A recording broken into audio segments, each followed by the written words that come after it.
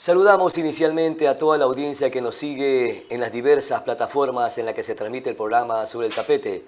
Vito TV nos transmite por Extreme TV Cable en Canal 15 y 709 en HD.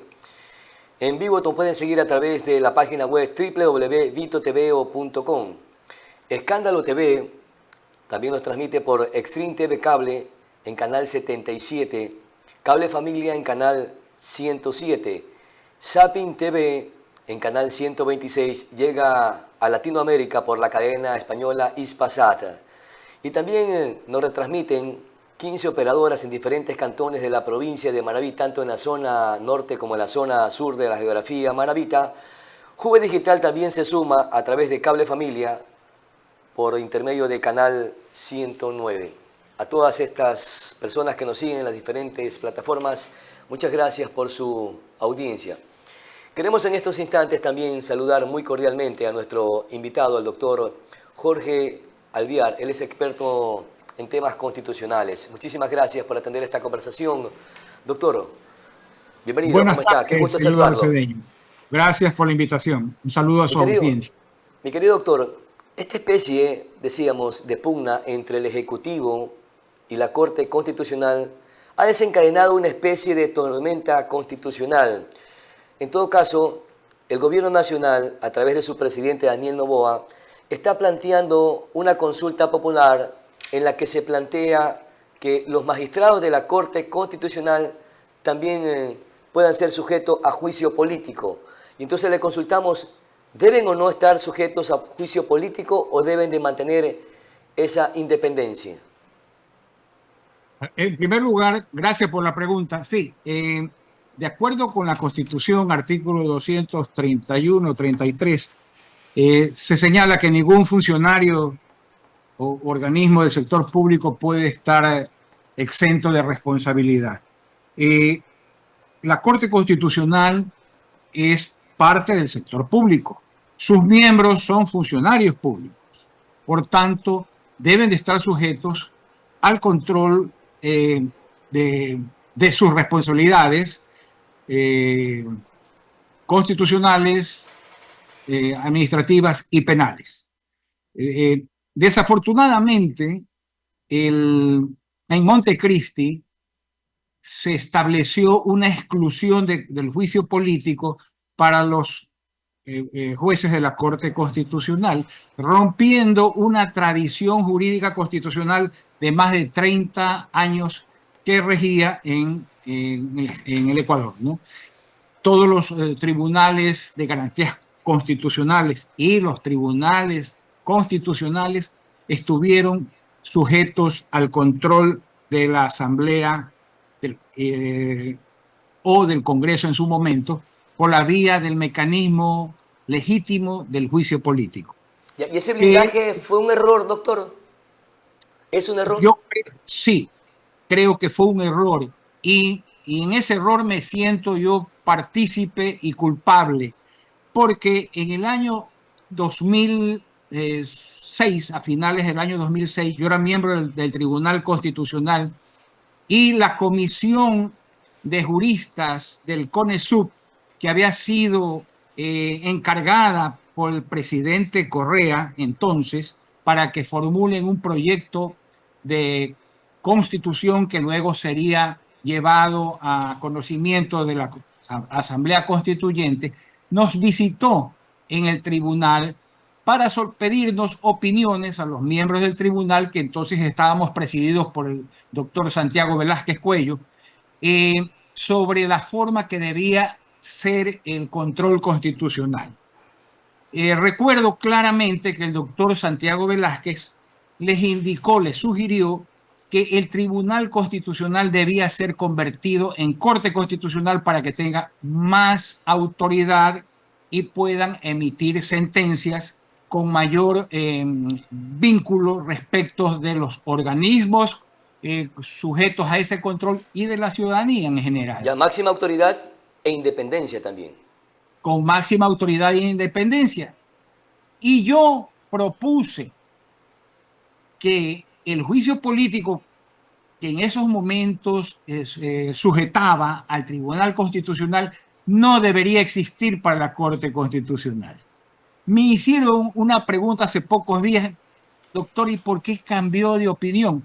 Porque en nuestra visión de juristas y de magistrados del Tribunal Constitucional, entonces, no nos imaginábamos que en Montecristi iba a adoptarse un modelo pernicioso, que es el del neoconstitucionalismo, por el cual se justifica que los jueces de los tribunales constitucionales o de las cortes constitucionales, para hacer efectivos los derechos, podían interpretar la Constitución de tal forma o en forma extensiva, incluso al punto de contravenir su texto normal, su texto expreso, desobedeciéndolo. Eso no nos imaginamos. Y eso se empezó a avisorar con los fallos del primer tribunal constitucional que nos sucedió y que luego se nombraron en Corte Constitucional. No sé si usted lo recuerda. Al punto de que en el año 2009 empezaron a aplicar la Constitución del 2008 con efecto retroactivo a causas judiciales y a sentencias que habían sido expedidas bajo el amparo de la Constitución de 1998. ¿Y qué barbaridades cometieron estos magistrados en aquel momento hasta la actualidad con estas facultades que le brindaba la Constitución de Montecristi, sobre todo en sus sentencias? Mire usted lo que aconteció con la famosa Corte Cervecera. En primer lugar, anularon sentencias firmes expedidas en la época digamos, que estaban bajo el amparo del artículo de la Constitución de 1998. Concedieron amnistías que no habían sido otorgadas, extendiéndolas a mandatos de la constituyente de Montecristi. Concedieron amparos a personas juzgadas en el campo penal en materias en las cuales la Constitución del 2008 no tenía, digamos, ámbito de protección.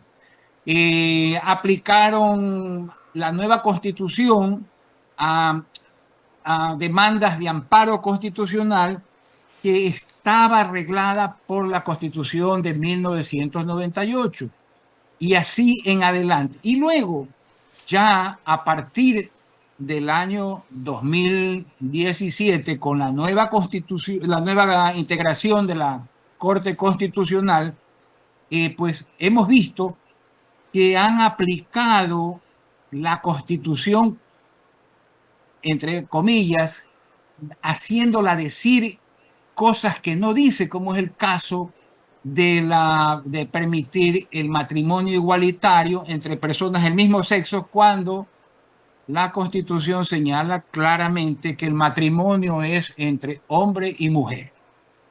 Es la primera infracción contraria al texto expreso de la Constitución. Son sentencias inconstitucionales también.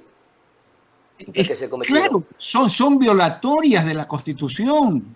Van contra el texto expreso de la Constitución. Claro. Es decir, que la Constitución le da todas las facultades para que se conviertan en una especie de dioses del Olimpo.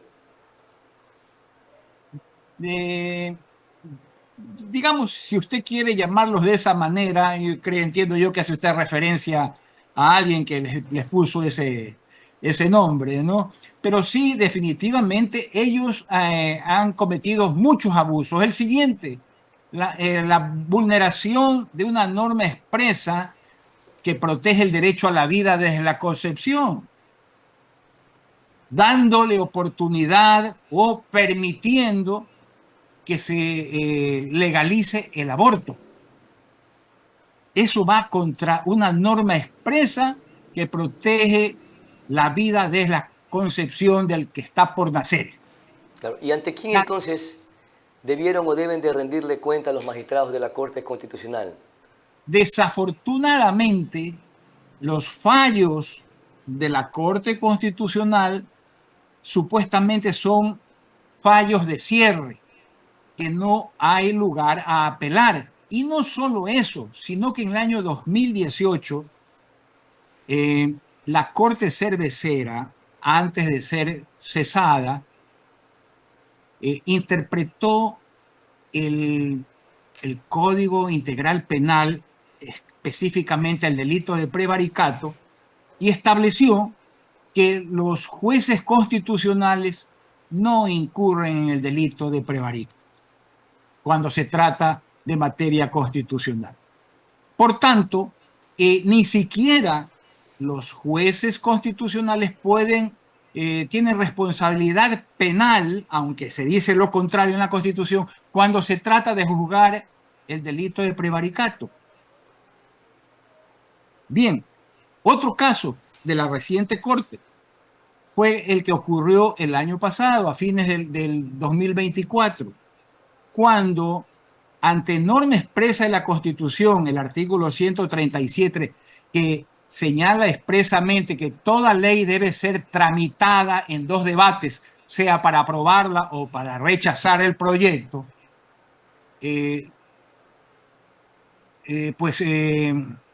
interpretó, entre comillas, de que para el evento de rechazar un proyecto de ley urgente en materia económica, no es necesario tramitarlo por 2 ocasiones, que es suficiente con el primer debate para rechazarlo.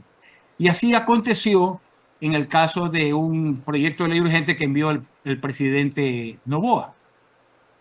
Entonces usted va a ver que O sea, es una actúan serie, discrecionalmente o intencionalmente es una dependiendo de discreción, las circunstancias. es una discrecionalidad que no tiene control y que desafortunadamente hay que regular. Hay Entonces, que sí necesariamente, poner doctor, votos. necesitan que sean sujetos a juicio político. Ahora, por ejemplo, Necesitas, lo que sí. plantea el gobierno nacional a través de esta probable consulta popular es que eh, estas facultades sean transferidas a la Asamblea Nacional para que se hagan esta especie de revisiones y se sigan estos juicios políticos. Pero si se logran estos cambios, ¿no se inducirían a presiones políticas para que los fallos o sentencias se cumplan de esta manera? Pero si en el pasado existió juicio político contra los tribunales constitucionales, nunca se utilizó, ni una sola vez, ¿No hubo manoseo político? no hubo ningún solo llamado de juicio político, le ¿No se digo, inducieron los fallos, las sentencias? absolutamente, absolutamente. Lo que debería de reforzarse es que en el caso de la propuesta del presidente Noboa, con la que estoy de acuerdo, la censura debería de lograrse con 2/3 de los votos, que haya una mayoría calificada, precisamente para que todos los sectores del Parlamento puedan servir como juzgadores independientes y que definitivamente pues no haya lugar al chantaje, a la presión política a la que muchos tememos definitivamente. Ya, ahora, la Constitución está diseñada en el contexto puntualmente de inseguridad, de violencia de un país en condiciones no extremas como la que estamos viviendo ahora, que inclusive han sido categorizados estos grupos OEDGO como grupos terroristas. Necesariamente le pregunto, ¿tiene que reformarse la Constitución para que a través de esta dinámica social que tiene escenarios extremos, bien complejos, tenga que ajustarse a esta realidad extrema, hostil, peligrosa que vivimos los ecuatorianos? Usted ha tocado un punto nuclear y le felicito por la pregunta. En el año 2007, cuando se instaló la constituyente, y luego cuando se aprobó en el 2008 la actual constitución, los constituyentes ni en la peor de las pesadillas, ni siquiera ni el resto de los ecuatorianos habíamos avisorado de que pudiésemos convertirnos en lo que somos actualmente. Porque si hubiéramos vivido estas circunstancias en aquella época, a los constituyentes no se les hubiera ocurrido de calificar, como se ha calificado en el artículo 5 de la Constitución, que el Ecuador es un territorio de paz. Correcto. No somos un territorio de paz, ya no más, pero hace mucho rato. Nos En hemos efecto, en el convertido 2007 lo en éramos, un pero ya territorio no lo hostil, somos. lamentablemente. Los constituyentes redactaron una constitución para circunstancias de paz, para circunstancias dentro de una normalidad, durante una época en que no existían estas graves amenazas por las que estamos estando sometidos. No Entonces, existían doctor, estos los poderes en actuales los magistrados de carteles. la Corte Constitucional deben de ser conscientes que vivimos momentos difíciles y deben flexibilizar o ajustar la Constitución para este momento tan delicado que estamos viviendo los ecuatorianos. Exactamente. Si los magistrados tienen este poder inmenso de interpretar la Constitución al extremo de hacerla decir lo que no dice, como es en el caso del matrimonio igualitario o de la protección de la vida desde la concepción, deberían de eh, interpretar esta Constitución permitiendo que podamos enfrentar esta situación que la mayoría lo han calificado de una guerra.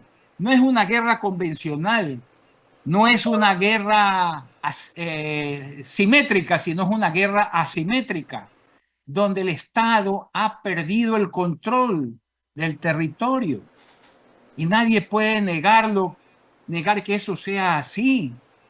Hace poco tiempo, unos Fuerzas Armadas paramilitar asesinó a 11 soldados ecuatorianos dentro del territorio ecuatoriano y eran extranjeros los que, los que invadieron nuestro territorio para atentar contra la vida de nuestra fuerza militar. No vivimos condiciones de paz. Ocurrió en la época del presidente Moreno, cuando secuestraron unos periodistas y a continuación luego pusieron carros, coche bomba y volaron un cuartel de policía en San Lorenzo. Eso es indicio grave de que estamos empezando un estado de conmoción interna, de guerra, lo han llamado los entendidos, que definitivamente han desaparecido las condiciones que tuvimos en el año 2008 Pero cuando... parece ser que los magistrados de la Corte Constitucional no se percatan de esta situación tan complicada de inseguridad, de extrema violencia y de hostilidad que estamos viviendo los ecuatorianos. Usted lo dijo tan claramente. Asimismo como se cometieron arbitrariedades para tomar decisiones a través de los fallos o de las sentencias, se pudo moldear la Constitución para bien de los ecuatorianos, para proteger a los ecuatorianos, para intentar recuperar la tranquilidad de este país. Sin embargo, ellos adoptaron o están adoptando una postura que incluso le incomoda a la gran mayoría de los ecuatorianos, porque si usted le pregunta a esa inmensa mayoría de los ecuatorianos, ellos prefieren medidas extremas. Claro está que tampoco vamos a llegar hasta esos niveles, pero sí se pueden lograr niveles de rigurosidad que nos permitan lograr la tranquilidad, mi querido doctor. En todo caso, para cerrar este tema puntual y un poco abrir la opinión sobre los otros temas que está planteando en la consulta popular que pretende realizar o desarrollar el gobierno nacional, está también la propuesta de reducir el número de asambleístas. Y le empiezo preguntando sobre este tema: ¿cuánto mejorará el nivel de de gobernabilidad o de legislación si es que se reduce en efecto el número de asambleístas o legisladores? Mire, hay quienes sostienen que se afectaría el derecho de representación de la población si se redujeran el número de asambleístas. ¿Coincide con eso Eh, usted? no estoy tan seguro. No me atrevo a negarlo totalmente, pero sí le veo una parte positiva, y es que al reducirse el número de cupos, tal vez los mecanismos de selección de las organizaciones políticas se vuelvan más exigentes para poner a sus mejores hombres como candidatos para esas curules. Es decir, los partidos políticos prepararán mejor a sus eh, candidatos para que sea el mejor el que llegue a esa dignidad. Ahora, ¿qué es lo que se plantea? ¿No? Elegir asambleístas, uno por cada provincia y uno por cada 400.000 habitantes. Entonces, le insisto con preguntarle, ¿el problema es la cantidad o la calidad? ¿O se debe plantear que deben de ser más rigurosos en los perfiles de los candidatos asambleístas? El problema, como usted bien lo ha llamado, lo ha ubicado, es la calidad. Es la calidad de los asambleístas. Hace pocos días yo veía un video de una intervención del expresidente León Febres Cordero en un juicio político al doctor Carlos Feró Blum, que en paz descanse, era ministro de gobierno, en el gobierno del presidente Roldós. Qué elegancia, qué versación, qué orden, qué respeto, qué conocimiento se demuestra en esa intervención, que realmente nos obliga a una odiosa comparación con lo que acontece actualmente, en que muchos asambleístas ni siquiera pueden leer bien lo que les han dado Claro. escribiendo, hablando Hay un nivel sí. parlamentario Entonces, abismal allí. sí, no, definitivamente. Personas que Perfecto. se nota que ni siquiera entienden lo que están leyendo. Claro. Desafortunadamente, Es que eso las agrupaciones políticas es, escogen en muchas es, ocasiones a figuras que son reconocidas, que caen simpático en la sociedad y que seguramente le aseguran los votos, más allá de el nivel de conocimiento, el buen perfil que tengan para hacer aportes en una institución como el segundo poder del Estado, la Asamblea Nacional. Ahora, otra de las preguntas que yo le diría que es el plantea, primer poder del Estado. Realmente es el primer poder del Estado porque es la representación directa del ciudadano, permanente. perfecto. Y sí, Ahora, y yo otra de estoy las de preguntas, acuerdo con usted, yo estoy de acuerdo con usted que ello causa mucha decepción entre los electores, que sus candidatos que han logrado llegar gracias a su voto realmente no logren desempeñarse como se espera, para decirle algo, pero ni siquiera están enterados de la Constitución. Deberían los candidatos al menos haber leído la estudiarla. Constitución. Oiga, mi querido doctor, y al parecer, al fin se va a eliminar el Consejo de Participación Ciudadana y Control Social. Y la pregunta que se plantea o que se va a plantear le entregará esas atribuciones que tendría actualmente el Consejo de Participación Ciudadana a la Defensoría del Pueblo, a la Asamblea Nacional y también a la Contraloría General del Estado. Si sucede esto, ¿de qué nos libraríamos si desaparece el Consejo de Participación Ciudadana y Control Social? Nos libraríamos de un diseño perverso como es el de hacernos soportar una farsa de que es un organismo que representa a la ciudadanía cuando no lo es. Un organismo que los partidos políticos lo buscan y además no esconden su interés porque hacen propaganda política para los candidatos que pretenden llegar a ese organismo. Y así ha sido demostrado con los casos de la Liga Azul, ¿verdad? Entonces, de esa manera, no tendremos los mejores funcionarios de alto nivel del Estado, como son procurador, fiscal, defensor del pueblo. Entonces necesitamos que Mire cómo estamos realmente, entrampados ahorita para estos procesos que están dilatados, mire como usted, la designación así, del fiscal general de la Nación, del Consejo de la de los Judicatura, miembros del entre Consejo otras designaciones de entes de control que son sumamente importantes y importantes. trascendentales para el Estado ecuatoriano. Y precisamente por estar compuesta esta entidad por ciudadanos que no están revestidos de ciudadanía, sino que son títeres que se mueven por los hilos conductuales de algunos líderes políticos que tienen otros intereses menos el de la ciudadanía.